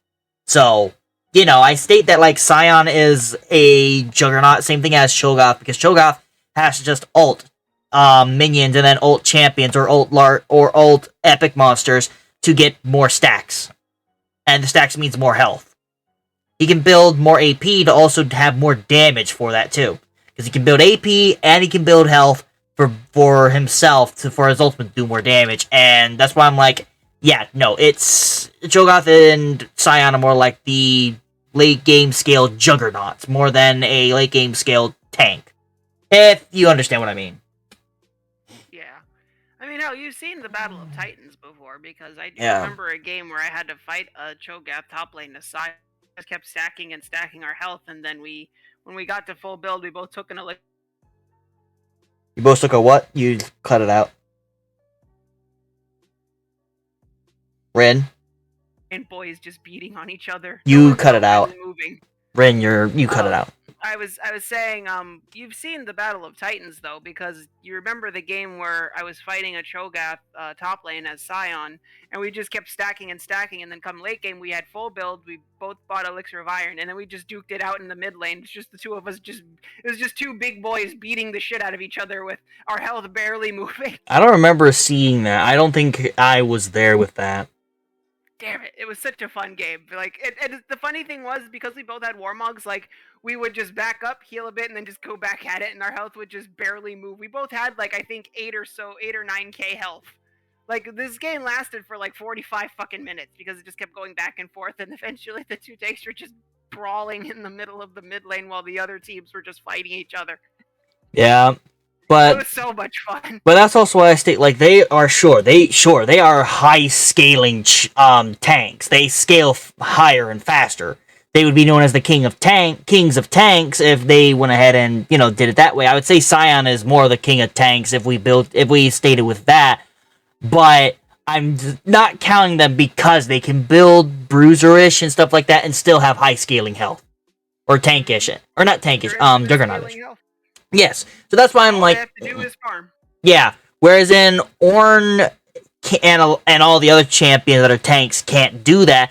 That's why I state Ornn is the king of tanks, because he gets the most out of it when he has like full build compared to other champions, because of course he gains more health and more resistances on all items, and of course when he upgrades his items he gets most. Gold efficient. Yeah. So. Because he gets more from the items than anyone else. I think the most gold efficient champion in the game is probably Yasuo, because he just has full build at 2 items. But when you're talking just tanks, I think Ornn's probably the most gold efficient, because he gets extra bonus stats just for building them. Yeah. So, and also, upgrading everyone else's items on top of that, too. So he gets more resistance, he gets more stuff if he upgrades someone's item. So, if he upgrades one person at level 14, where he can upgrade to someone's item, because at 13 he gets his own, and then at 14 he give someone else it. So basically by level 17 he can give everyone, he can build everyone's upgrades by level 14, I think, or something. Not 14, by level my brain's dying. By level 17 he can upgrade everybody's items, somewhere around those lines. Yeah, the real late game. Yeah, the real late game. Like I stated, Ornn is so massive in late game. So, if you do just, one person at 14, right? You're level 14 Ornn. Upgrade the person that has the most kills and who can have the most impact in the game, known as the actual carry. I've done this a few times as Ornn, and we still won. At one point, my jungler, which was a buddy of mine, Oblivion, he was behind everyone else, where of course he was behind everyone else in the game, but it was because he was helping out top lane a lot for me, so then I could actually hit my levels, because the enemy top laner was trying to freeze the wave, but every time he was trying to freeze the wave, my buddy Oblivion was there, so he was able to go up and stop that shit. But he became the least farmed and the most farthest behind, but once he got his mythic and I hit 14, I upgraded his item, and then we swapped the map, because we were starting to lose. Bot lane was losing, even though bot lane had the most kills and assists. Mid lane was losing, even though it had, the second most kills and assists. And I had the third most, and Oblivion had the fourth most. As in by the lanes, not by each person, but by the lanes in general. Or the positions in general. So he was the lowest. I upgraded his item. I didn't upgrade anyone else's. I was at 14, so I could only upgrade one. I upgraded his item, because he came up and ganked, and I upgraded his item. He was the farthest behind. I think he was 1, 2, and 4 for assists, because I was 4, 0, and 3 for up top lane, because at one point the mid laner came and killed the top laner, the enemy top laner. So I had 3 assists from that, and of course hit 2 assists was from the mid laner, 1 was from my buddy Oblivion. But anyways, Oblivion was the farthest behind. He was playing Vi, and he was the farthest behind because he was helping out top lane and not able to help out the rest of the lanes, and so... That's why he was behind, because he was playing Vi. That too. But this was during... I'm kidding, Vi main. Yeah, I know, I yeah. myself love Vi, so... Yeah, but, he is a Vi main as well. But, I upgrade his item, his mythic. This actually not mythic. It was a regular item. Because this was season 10. But I upgraded his item that he needed. I can't remember what it was. But I upgraded his item, and we swapped out the map. We were able to easily dominate, because then he was able to get the kills a lot more. He was able to do more destruction to the enemy. So then, I was then able to easily just go farm top lane, get my levels up, and then go help out the rest of our team. He was the farthest behind. But he's the reason why we won, because I upgraded his item. There are some games I've had in Season 11 where I upgraded the person who's the farthest ahead, but then they don't fucking go anywhere with it. They'll be like, upgrade me! Because they're the carry, and they're actually, like, you know, doing the most damage and carrying the game, and it's the reason why we're winning. But after I upgrade their item, we start losing. I've had that in plenty of games. Because most people don't frickin' think like, oh, the upgrade just means more damage and stuff like that. It's not just that. And with Ornn, he upgrades the Mythic's passives as well when he upgrades the items. It upgrades the Mythic's passive. ADC main, so if you thought that fucking Kraken Slayer was dope before, just get an Ornn on your team and shit. Right. Like, the damage goes up for not just the main stats, but also for the passive. That's why, like, if you get an upgraded Divine Sunderer, it no longer does, like, what? I think it's for melee's, like, 12% more damage, if I remember right. Like, 12% of the person's max health, or the 14% of the person's max health. It literally leaps to, around 14, if its base is 12. I can't remember what it is now, because they buffed it, and I can't remember where it's at. But, because I'm not looking at it. But Divine Sunderer, the passive gets upgraded as well with Ornn, that it gives the Divine Sunderer can be able to do more max health damage. The Kraken gets more true damage scaling.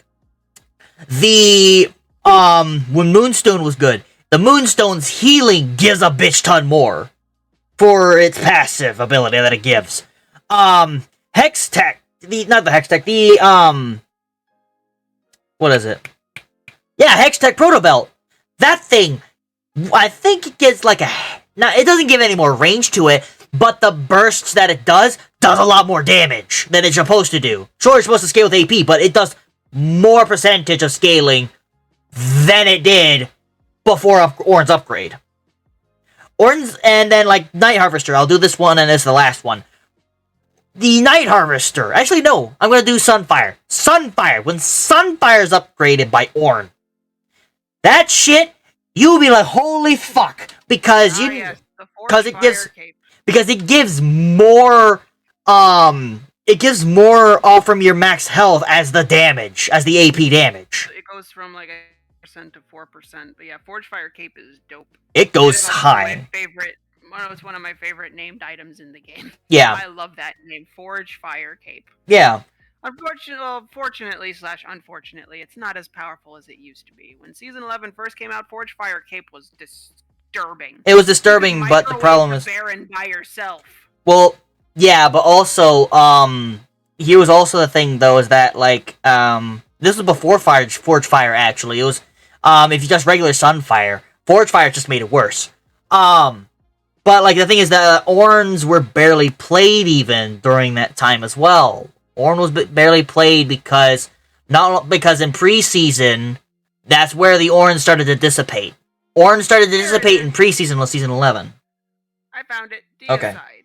Deicide goes to, after using an ability, your next basic attack within 10 seconds deals, of course, the usual 12% targets max's bonus physical damage on hit with a minimum damage equal to 150% of your total and a maximum of 250%. Now, that is to monsters, though. If the target's a champion, then you get a minimum heal of 97.5% of the total damage plus 60% total as well. This shit is bonkers. And when you that's the Divine, isn't it? No, that's Deicide. That's the upgraded version of Divine. Yeah. It's weaker than. Check like regular Divine as well. Check regular Divine. Regular Divine. Because I remember it must be the same regular then. Divine has 300 HP, 45 8, and 20 ability haste. With the Ornn upgrade, what does this base stats give? I can't remember. Ornn upgrade, it goes to 450, 60 AD, and 25 Cooldown. So it goes even higher. All of it does. It's so damn good. But like the thing is that like I stated though, Divine Sunder, if Ornn's having to face against it, Ornn's fucked. Unless of course you take the Juggernaut build with Ornn, which he actually uses Divine Sunder for the Ornn Juggernaut build. But as long as that thing exists though, Ornn is just meh. And same thing as the freaking Lord Doms. Ornn's just meh. He's just meh. If you try and play him, it's just like if you get punished for playing him these days. Like hell, you saw that like of course it was a trundle, but you saw that like if when you didn't gank top lane when I was playing against that Scion, if you remember, when we were doing the of the what is it? The Spellblade or whatever, or not the Spellblade, but the Ultimate Spellbook. When we did the Ultimate Spellbook one, you saw that when you didn't gank when I was going against the Scion, I was getting my ass kicked. So damn hard. If you remember. Big boy. Yeah. Not just the Scion. There was another game, I can't remember. I want to say it was a Camille. And when you didn't gank, I was crushed by Camille. Camille and Ornn is a skill matchup. At least it used to be. Now, all Camille has to do is build Divine, and Ornn's done for. Like I said, the Season 11, straight up, is like, items now counter champions. Literally. Not just champions counter champions, items counter champions. That's why I'm more mad about it. I get riled up about it, because it's like, you're fucking kidding me. Items now counter my champion? The fuck? Excuse me? Why? And then, like, the broken champions just become more broken now, and the fair champions don't get that same type of treatment. That's why I'm like, with the broken, stating about, like, broken, not broken, and the fair, you know, broken, stupid, and fair. That's what I state, which is the balance area. Broken, stupid, and fair. Broken is like Yasuo, Yone, Zed, Talon, and a few others. Stupid is like Teemo. Stupid as in, like, think of it like the good, the bad, the ugly type of thing. We're basically going in that way, but instead in the two negatives is like we're going from fair to stupid to broken in that type of sense. And we've gone from fair, so we've done a good amount in fair. We've talked a little bit about broken. Let's get into the in between. Stupid. Teemo, frickin' Yi, which is in between stupid and broken. And we have Gnar, Jace, and a couple others my brain can't think of at the moment. Gangplank is in the fair, but like I said, we're not gonna name every single champion off. But I state this: Teemo's in the stupid area because it's like he just auto attacks, and then he has targetable. He doesn't have any skill shots, and he can easily blow you the fuck up. He's in the stupid category, I would say. He's not balanced, but he's not broken either. So he's in the middle. What do you think about that one? For Teemo is an interesting one because Teemo, throughout the years, Teemo has always been meta, even when mages themselves weren't. Because Teemo is one of those champions that can build whatever the fuck he wants. And it just works. That's why I stated it's stupid. He can build crit, he can build AP, he can build tank. With grasp, he can build Juggernaut, bruiser, he can build attack speed. It doesn't matter. You can build whatever you want on Teemo. And I think Scooch put it best. The reason why that is because Teemo's kit doesn't really synergize very well with itself. Nope. Because if you build AP, sure, your Q and your mushrooms hurt like hell, but then you're not getting the max that you can from the on-hit on his E. In order to do that, you have to build AP and on-hit, the only AP on-hit, or the only AP attack speed items that we have now is Nashor's 2. And that's it. Because they changed Ginsu's. Right, so, because of that, it's like, Teemo's kind of one of those champions where it's like Udyr. No matter what you build, you're doing it wrong. Because when you go and focus on one thing, on one stat with Udyr, you're closing off the door to all the others. Because his E scales with AP. AP, I believe. Or no, his R scales with AP, his W scales with bonus health, and his Q scales with AD.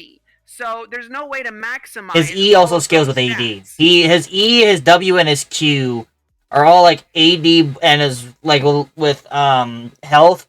So you can literally go Q, W, and E and not use his R at all, and that's just Right, no matter what you build on Udyr, you're closing off the door to another one of his abilities. But the thing is, he also So has you a can't lot of build levels to though to those maximize abilities. them. The thing is, like you can maximize the Q, W, and E and just leave off R, which is fine. You can do because W also, if I remember right, does also scale off from AP as well. If I remember right, not just I don't health. remember. Not just health. It was AP as well. I think. I remember they. I think if I remember right, they added that in when season 11 came in, or it was in season 10. Because I remember at one point I saw a Udyr run with Roa, and that shield was atrocious. It was just fucking atrocious. Those were the days. But the thing is that like it's because that like the AP was also going into his shielding, just like a Nautilus shield. Think of it that way. That's basically how the Udyr the Udyr shell worked. It worked with AP and it worked with health. There we go. So his W scales with 50% AP. His Q, of course, scales with 185% of his total AD, which is... Or wait.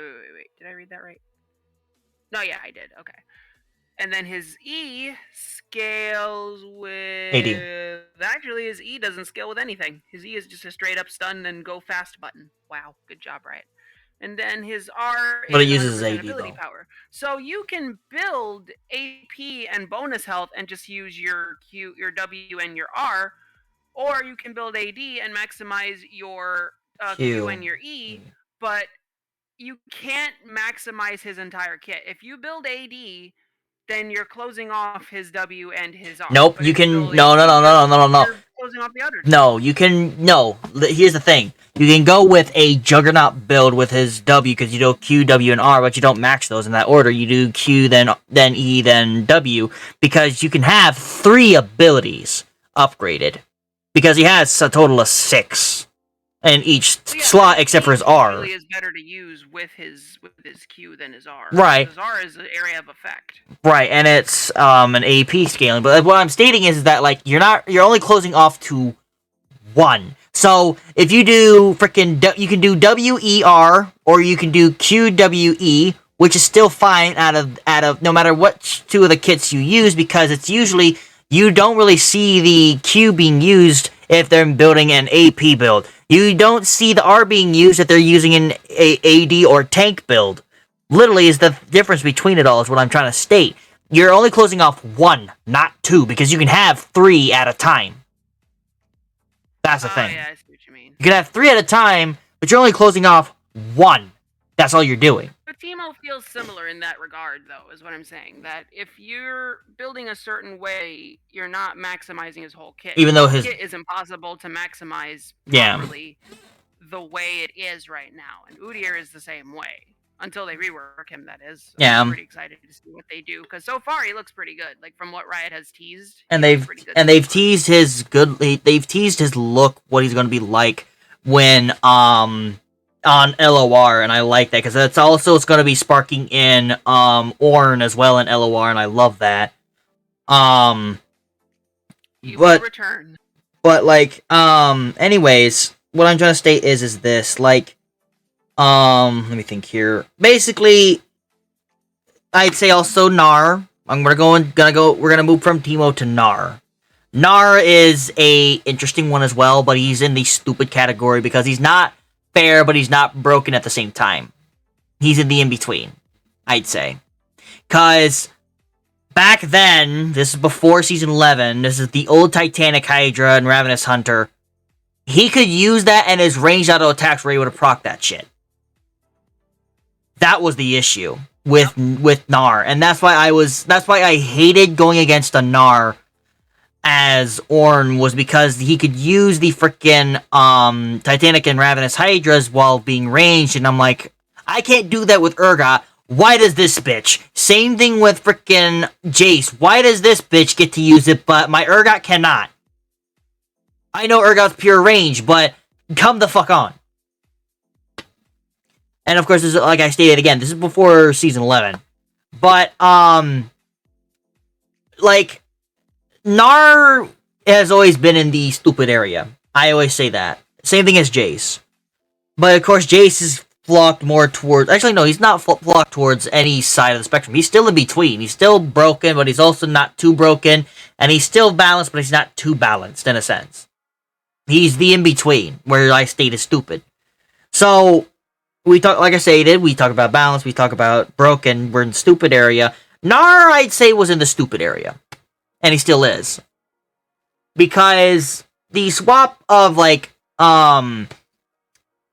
being able to be ranged and then being able to be melee is the difference between the two. Because, like, the ranged one can be able to do max health damage. Because he basically has Vayne, Vayne's W is what he has. But instead it's magic damage. It's not, it's not something else. And it does stack like Vayne's does because her E does put a ring on you. But Gnar's does magic damage of max health, so you can be able to at least build a resistance to that. Sure, it's pretty okay, but also, like, that does a lot of damage on top of that, too, though. And I think it scales just as much as, Vayne's, which he can, of course, you just build a little bit of attack speed, and then, it's just over for anyone who's trying to play against him.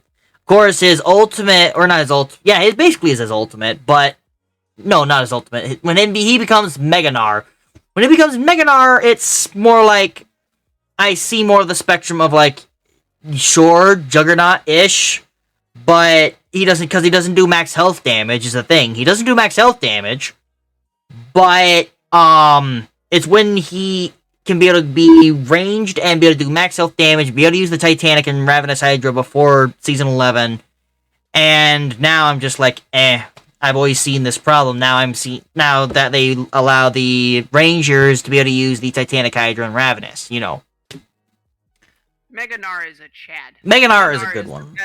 Is the best wingman ever, too. It's like, what's that? You can't find a date? Don't worry. Allow me to introduce you to the Wall. The Wall! Yeah. But, like, what I'll state this as well, I'm gonna move to Gnar, because there wasn't really much I could state with Gnar, but Jace is a whole new animal compared to Gnar, pun intended. Please delete Vayne more than Jace, is what I would say. Vayne needs to be deleted more, or at least take away her max health true damage. That can be erased. That would be fine. But anyways, like, Jace is fucking atrocious. Because, one, he could be able to use the, he could be able to use the Titanic and Ravenous Hydras. He could use those, before Season 10. And it was just basically giving a middle finger to the people who can't be able to build it, in a sense. Sure, Urgot is one of the biggest counters to Jace, because Urgot is constantly, a bigger and rising threat the later the game goes, and of course Jace has the early to mid game, but late game he can fall off. But with Season 11, Jace can always stay in the game. All game round. Of course, not as long as frickin' Cassidin, or actually not Cassidin, not as long as like Cassiopeia and Rise, where Rise can infinitely scale, or something like a Nasus or a Vhagar, or anything like that, But I'm stating like as in, normally, he has all game round to do shit. And can be able to be a domination all game round. Sure, Season 10, he stopped at mid game and late games where he'd fall off, but these new items and stuff like that for Season 11, that just gave him a bigger boost, and I'm just like, this is not okay. That's why I sit down and be like, this is not okay. On a lot of things. He's still in the stupid area. And I think that's what I would close off with for League of Legends. When it comes to, like, we went to the fair, we went to the broken, we went to the stupid, and I think that's where I would leave off for League. If any last notes you want to try and add in for League of Legends, at least, for the fair, the balanced, known as the fair, the stupid, and the broken. What would you end off with for League? No, I think that we pretty much covered it. It's something that, like, they've gotten right a lot of the times, but they've also gotten wrong a lot of the times, so it just depends. Yeah. Depends on what type of champion you play and what you do. Yeah. And I will remind everyone, of course, we're probably like hours into the video, or hours into the podcast, but, I want to say this... We've been going on for a while. Yeah, but, let's see here, we've been going... Yeah, it's about basically 2 hours at this point. But I'll state this to close off the actual thing itself, because we stated in the first podcast, if we get started, we can go on for hours on end on just the same topic. I'll end this, and I think this is where we can end. We'll go to we'll go ahead and talk about other games like D&D, so on and so forth, in another video for the balance, the stupid, and the broken. Or the balance, the stupid, and the broken, yeah. And we'll go with that later on, another time. So, anyways, everyone, thank you for joining us and at least tuning in, listening in.